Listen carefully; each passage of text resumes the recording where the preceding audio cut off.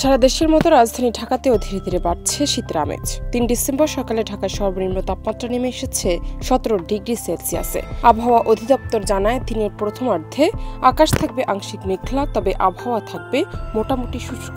এলএমই certified বিশ্বসেরা কপারে তৈরি Walton cables, যা আপনার স্থাপনাকে রাখবে সব সময় নিরাপদ।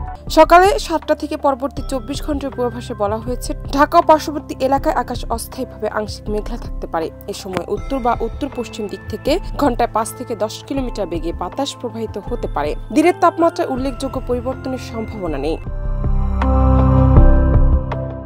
এদিকে সারা দেশের সম্ভাব্য পূর্বাভাসে আবহাওয়া অধিদপ্তর জানায়, বুধবার সকাল ৯টা থেকে পরবর্তী ২৪ ঘন্টা সারা দেশে আবহাওয়া শুষ্ক থাকতে পারে। রাতের এবং দিনের তাপমাত্রা সামান্য কমার সম্ভাবনা রয়েছে। দেশের উত্তর পূর্বাঞ্চলের কোথাও কোথাও ভোরের দিকে হালকা কুয়াশাও পড়তে পারে। শীতের এই ক্রমবর্ধমান আমেজে রাজধানী সহ সারা দেশে এখন প্রস্তুতি বাড়ছে শীত মোকাবিলায়। জানাত টিপু, দেশ রূপান্তর।